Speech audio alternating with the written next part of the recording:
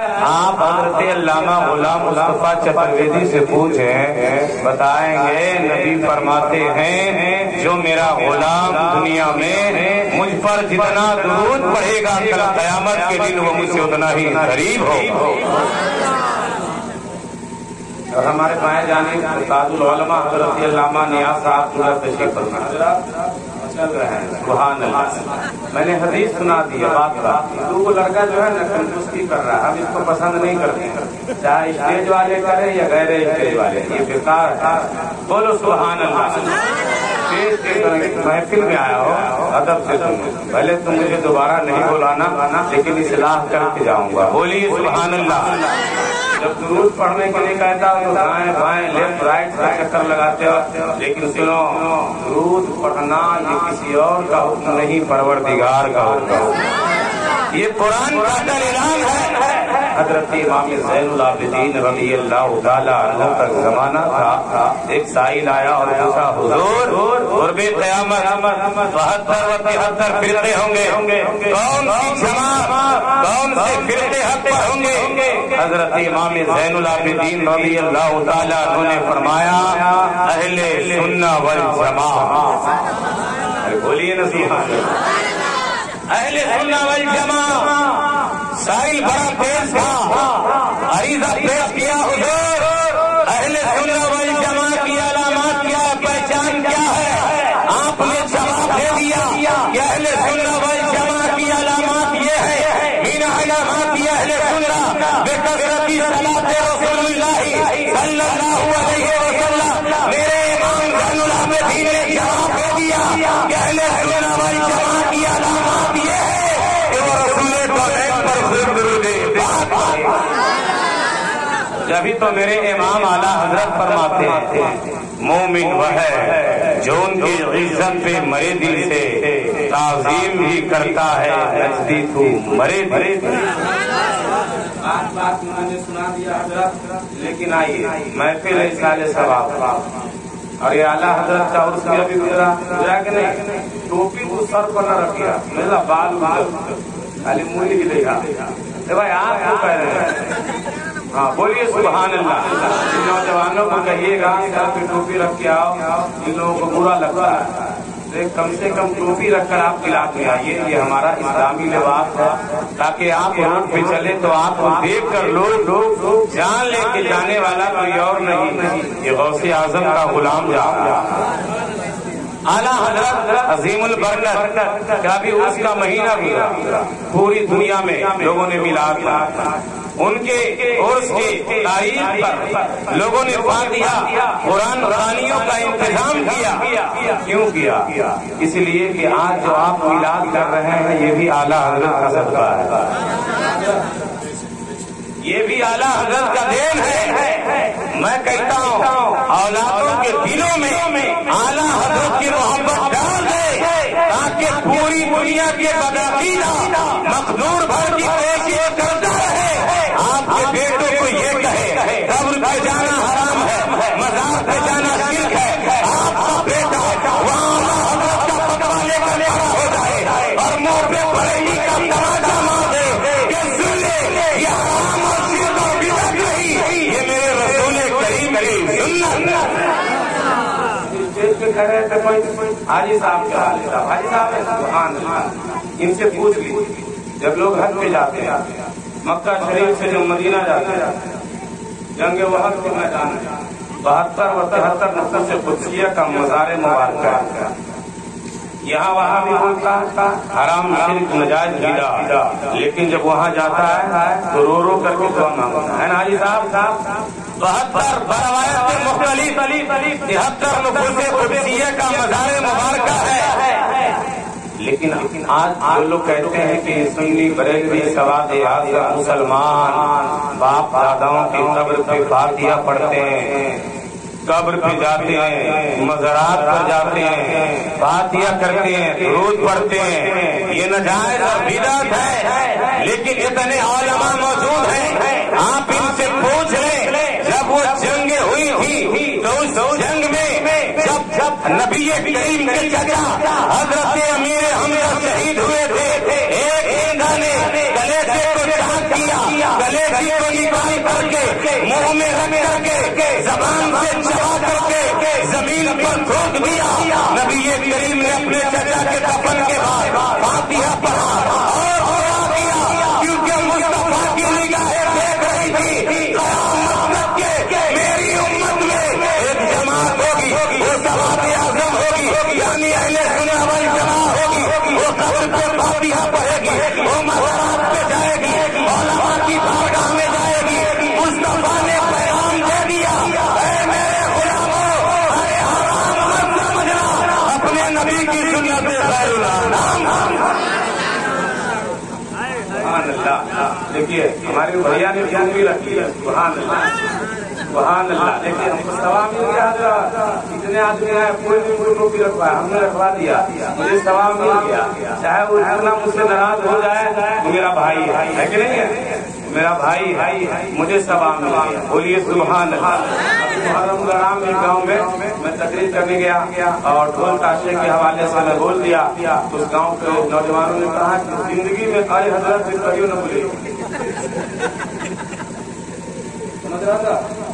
ہم نے کہا بابو تو میرا رزاق نہیں، غریب نواز کا ہندوستان ہے، یہ بڑے صغیر بہت بڑا ہے کہ نہیں. تو دیکھیں مزارات پہ جانا، قبر پہ فاتحہ پڑھنا، یہ شرک حرام نعرہ لگا دیجیے. میں مر گیا، لوگوں نے اسے لے گیا جلانے کا. شاعر ہیں واقعی یاد ہے، چورا کے حوالے سور کی ضرورت نہیں، لیکن دعا دیجیے. بولیے سبحان اللہ. چورا کے حوالے غیر مسلم مر گیا، چینی ڈالا پورا جلا، لیکن آگ لگ نہیں رہی.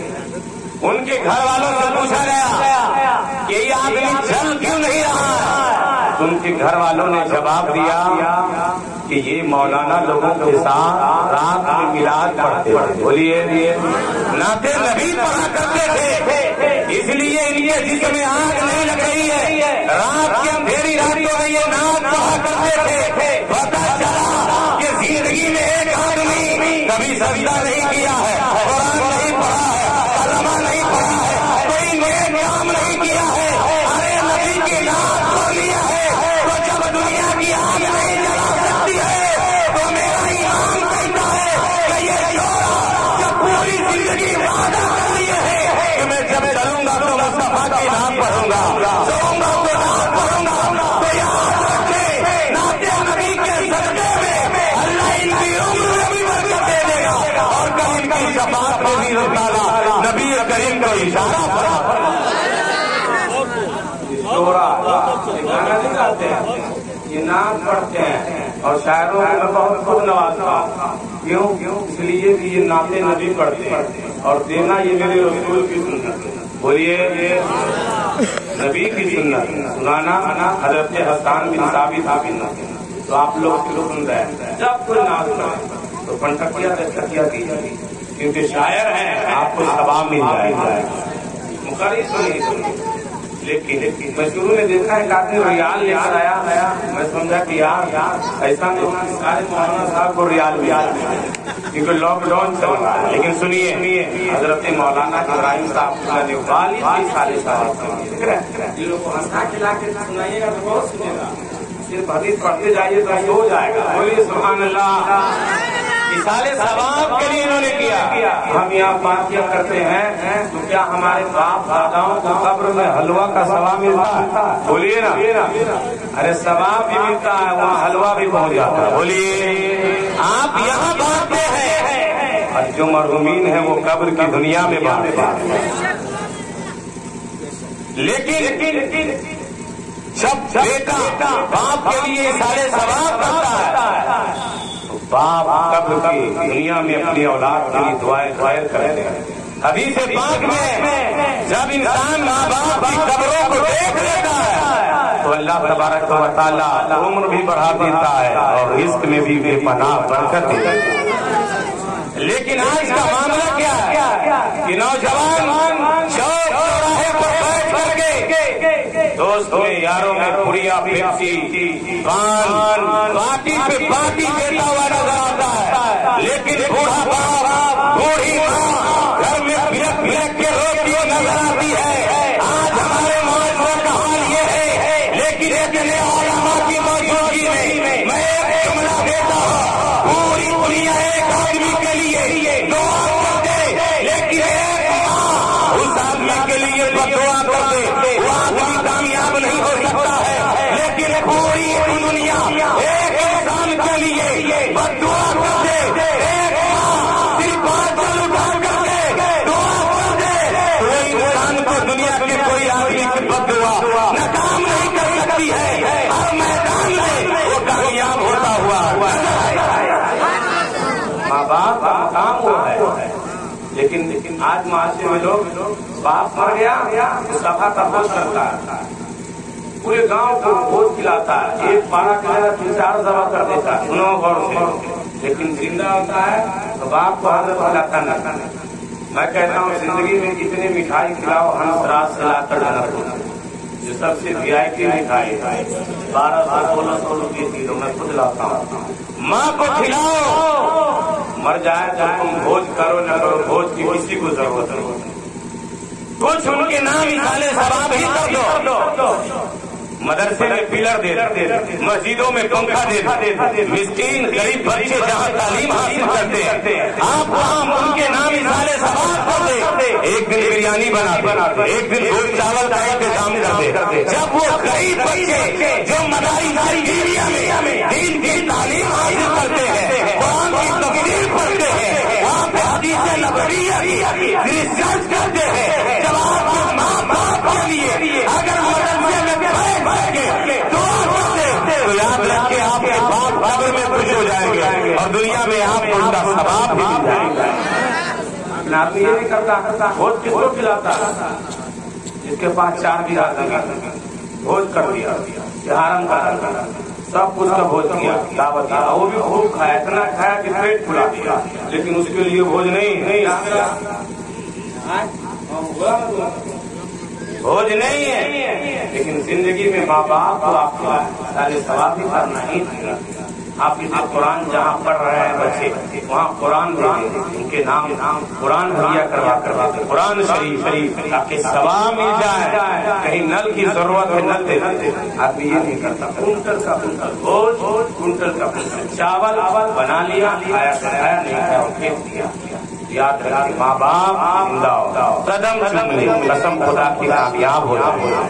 ماں باپ کا مقام ایسے مقام ہے، ایسی بارگاہ ہے، میرے نبی نے فرمایا، حدیث پڑھتا ہوں، حدیث کا ٹکڑا ہے، یا ایھا الناس ابوک ثلاثہ، میرے نبی فرماتے ہیں لوگوں میرے پاس 3 ماں باپ، نمبر 1 وہ جس نے تجھے پیدا کیا جسمانی ماں باپ، نمبر 2 جس نے علم دیا استاد، نمبر 3 جس نے اپنی بیٹی کو تیری نکاح میں دیا ساس سسر۔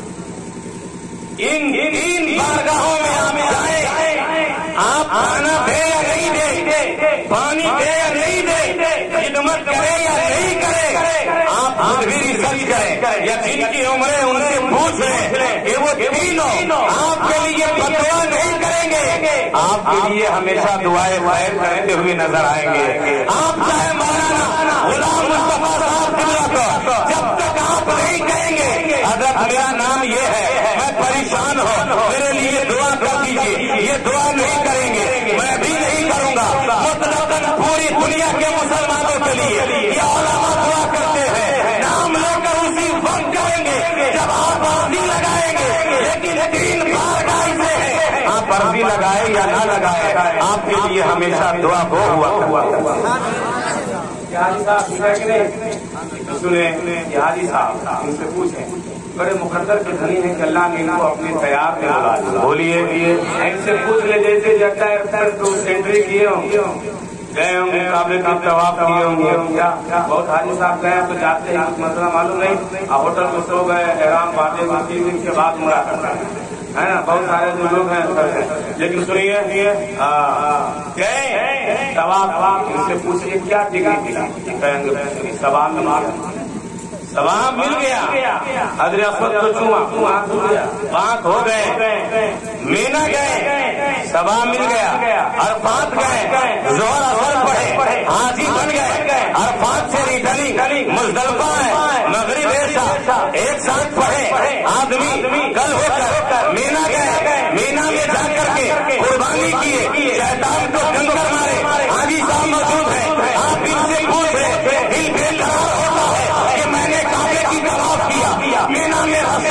جاری کیا اور ساتھ میں دین کے ایام گزارے. ہم نے مزدلفہ میں مغرب و عشاء پڑھا, پھر میں نے مینا میں قربانی کیا, شیطان کو سینچری مارا, لیکن اے دل تو بیدار کیوں ہے تو جواب ملے گا. شفاعت کی ڈگری نصیب نہیں ہوئی, لیکن جیسے ہی مدینہ پہنچے ہیں میرے نبی نے شفاعت کی ذمہ داری لے لیا ہے کہ من وجہ شفاعت کی, جس نے میری قبر کی زیارت کر لیا ان پر میری شفاعت واجب.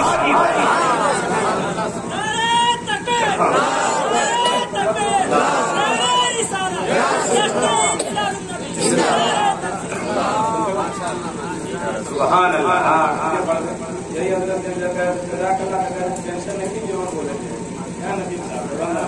بولیے سبحان اللہ. مثال ثواب کرے یا علماء ایک گاؤں سے گزر جاتے ہیں 40 دن اللہ تعالیٰ عذاب ہی اٹھا لے. سنیے ایک بات, حضرت امام حماد رضی اللہ تعالیٰ لاسٹ بات کے سنیں گے, بولیے سبحان اللہ. پیچھے والا آپ لوگ بولیے سبحان اللہ. کچھ لوگوں کے سر پہ نظمی صاحب ٹوپی نہیں, آپ رکھوا دیجیے, بولیے سبحان اللہ.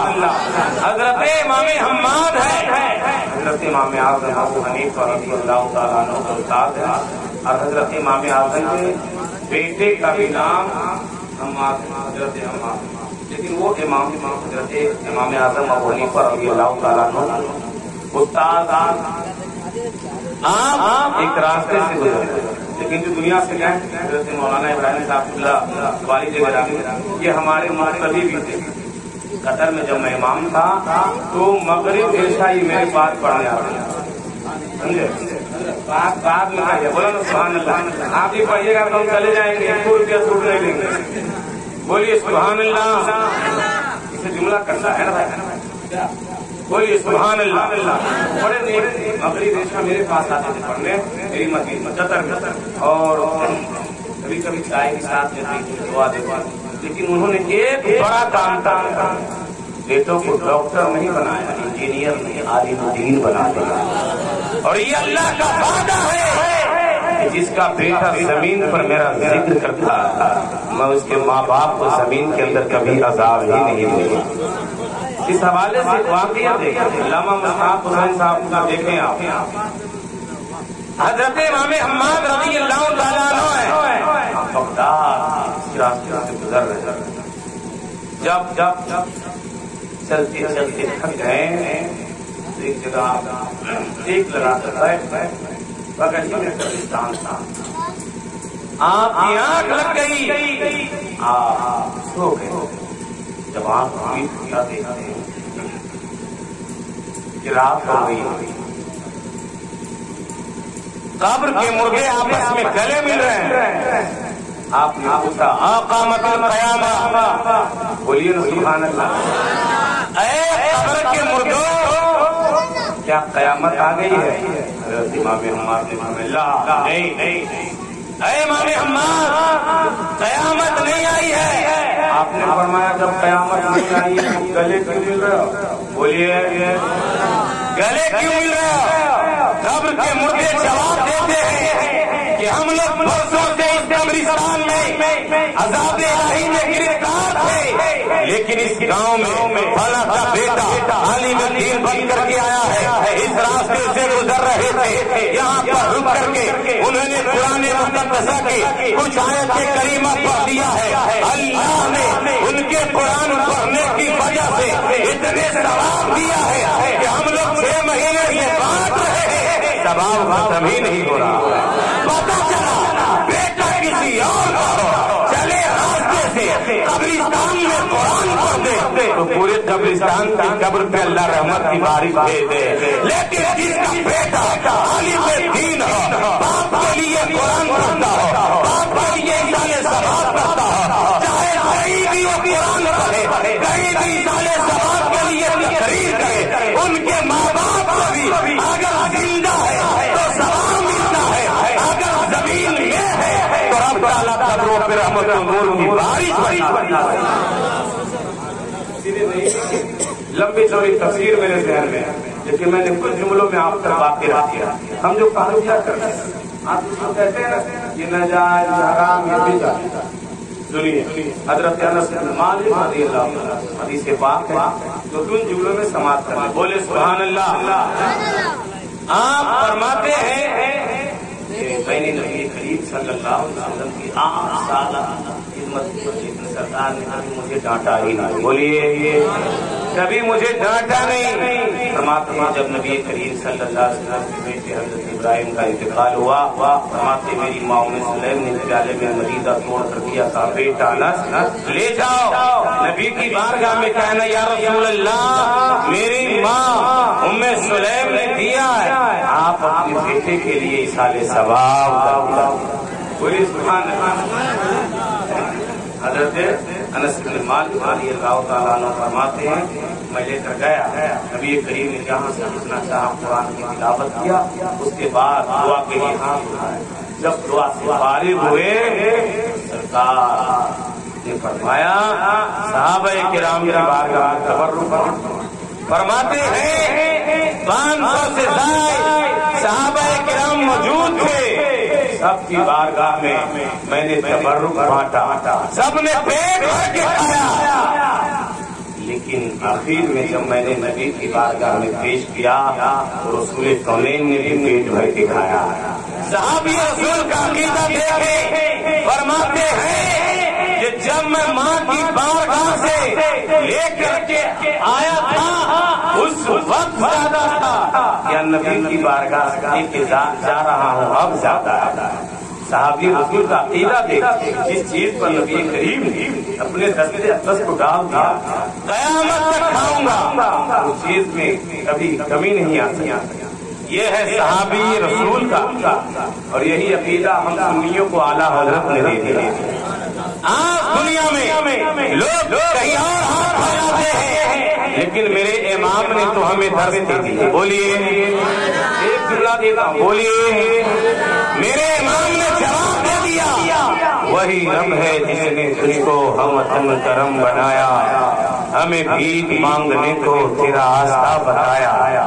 کوئی کہیں اور جائے مانگنے، لیکن جو غریب نواز کا دیوانہ ہوتا اجمیر پہنچتا، جو بابا کدالی کا ہوتا ہے سرکار کے روضہ شریف پہ جاتا ہے، جن کو جن بزرگوں سے عقیدت ہو، لیکن جب میرے امام کو جب ڈالا گیا نان پارا کے والی کے شان میں قصیدہ لکھنے کے لیے، آج جو شاعر ہے، آج جو کرمی میدان کا تحریر کرواتا ہے، اپنے آپ کا ایک صفحہ صحیح سے لکھنے کا ڈھنگ نہیں، لیکن وہ کہتا ہے میں رئیس تحریر ہوں، تحریر کا ملکہ ہوں، میں کہنا چاہتا ہوں میرے امام نے ہمیں درس دیا ہے، سن لیا جائے، بابا کے بول شمسی اعلان کرتا ہے، میرے امام نے فرمایا دنیا میں کوئی مانگنا ہو تو چاہے تحصیلدار کے یہاں جائے، بادشاہوں کے یہاں جائے، منتریوں کے یہاں جائے، میرے امام نے فرما دیا ارے احمد رضا کا عقیدہ ہے کہ اگر مانگنا ہے تو عملہ کے در یتیم کے در کا مانگتا ہے۔ آپ فرماتے ہیں ارے کرو مدد بڑی بلا میں میری بلا، میں گدا ہوں اپنے کریم کا میرا دین دوارا ہے۔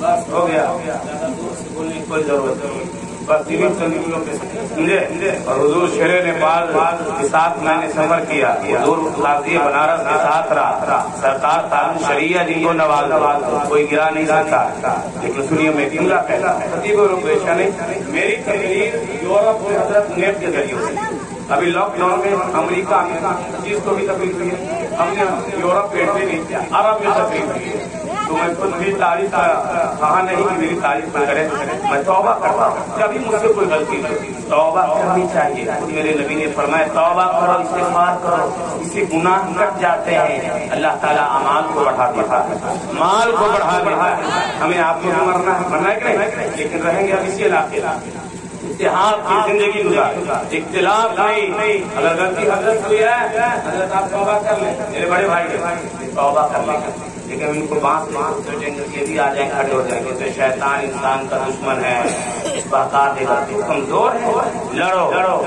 تو غلطی انسان سے ہوتی ہے، میں اپنے آپ کو گواہ بناتا ہوں، کبھی زندگی میں مجھ سے کوئی غلطی کبھی آج نہیں کبھی بھی میں سب کو گواہ بناتا ہوں، اللہ تعالیٰ ہماری توبہ کو قبول فرمائے. ہم مل کر کیجیے استغفراللہ ربی من کل ذنب واتوب الیہ لا الہ الا اللہ محمد رسول اللہ صلی اللہ علیہ وسلم وما علینا الا البلاغ واخر دعوانا ان الحمد للہ رب العالمین. السلام علیکم ورحمۃ اللہ.